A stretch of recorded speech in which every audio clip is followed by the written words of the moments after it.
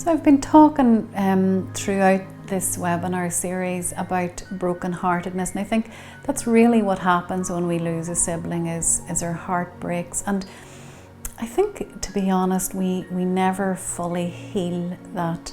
There's always a part of our heart that's broken. It's maybe shattered at the time, and a lot of it mends, but it doesn't fully mend. So we live with a broken heart to an extent. And I suppose of all the experiences that we ever encounter, death poses the most painful adaptation for a family, probably for all the surviving members. Life will never be the same again, and it alters who we are. It alters our relationship with our surviving siblings, and it alters our relationships with our parents as well, and how we relate to each other. I suppose one of the things I'd like to talk about is the hierarchy of grief, that the children in a family will automatically just intuitively understand. And very often siblings, whether they are 7 years of age or 37 years of age, often feel the need to suppress their grief because parental grief is considered to be worse than sibling loss. So you try to be okay and you try to be strong because your mum or your dad or both of them are just absolutely devastated. They've fallen apart. They've lost a child, whether that child was in childhood or an adult child. They just cannot conceive of how they're ever going to be able to get over this loss. That must be an extraordinary loss to lose a child. But very often it renders the sibling in a kind of a hidden place that, for me to really acknowledge my loss, my grief, there is no space for that. I need to be strong and positive for mum or for dad. So, I'll be around the house and I try to cover mine over and sidestep mine and just be there to support my parent, to make sure that they're okay, trying to strengthen them, trying to worrying about their grief. So their grief takes precedence. You're saying, my goodness, how's mum? She's in. And if I meet you in the street and I say, how are you guys all getting on? Very often what I'll meet is we'll end up talking about your parents, so I haven't seen you in 6 months and I know that your sibling passed away, and I may say, so how are you doing? But actually more likely I may say, how's your mummy and daddy? How are they getting on? So we have a conversation about your parents' grief, and a lot of your energy is focused on them. And of course your parents are completely overwhelmed, so they're not able to give you space to say, how are you doing? This is really hard for you too.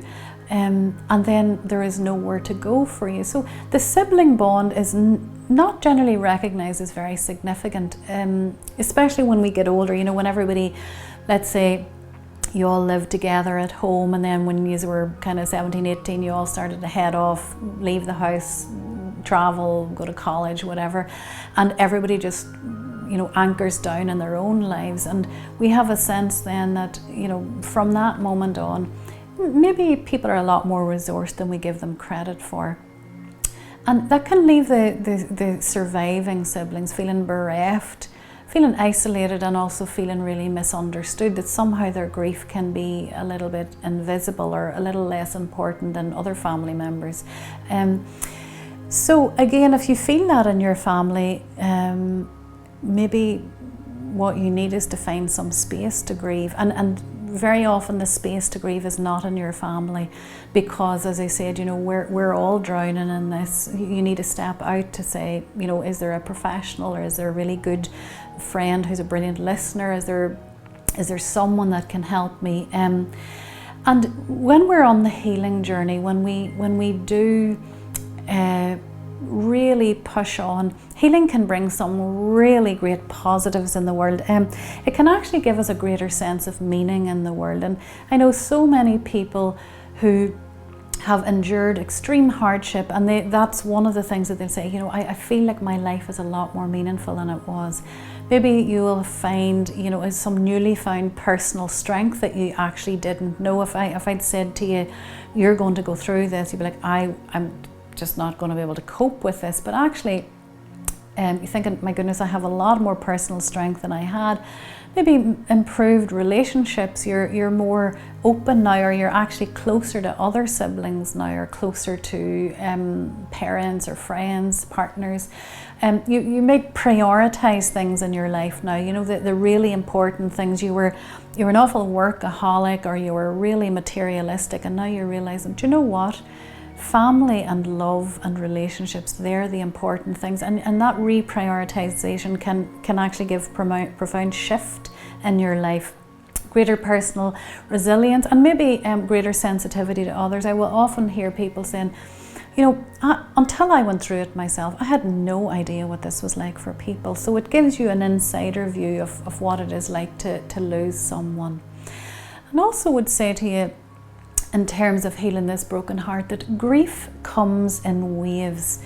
If you were to experience the full grief, the full impact of that grief in one moment, you would fall to your knees and you would cry and you would howl for about 3 weeks non-stop, and you would go into such extreme distress.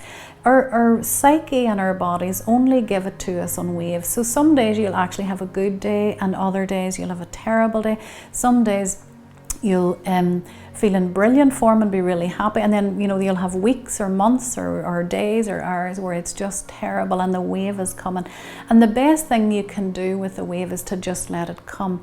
So many people are terrified of their sadness. They're terrified to feel the sadness and go into it. And it's because I don't want to feel the pain of it. But if you just say, you know what, I have a broken heart, and it's okay to be brokenhearted, and it's okay to cry, and it's okay to feel really down today and to miss him desperately. It's okay to do that and not be so afraid of it.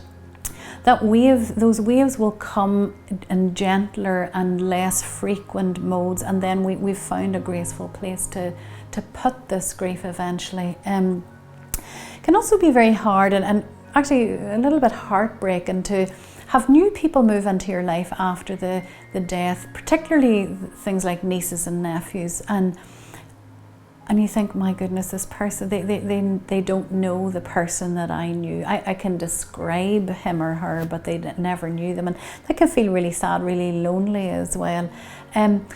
But even if the most wonderful people are gifted into your life following the death of a sibling, it will never ever diminish the love that you have for this brother or this sister. It just will not. It's just so profound, the connection that you have. And again, as I said earlier on, whether you had a beautiful connection with this sister or brother, or it was quite a remote, dislocated experience where you kind of really in your adult world didn't really know each other, weren't very close, or whether it was really conflicted and there was a lot of pain, at the core of it, there is such a very strong family bond and such a deep love there. So finding a way to understand and process that is important, and to remember that this broken heart will do a good bit of healing, but will never fully heal. The loss is too great.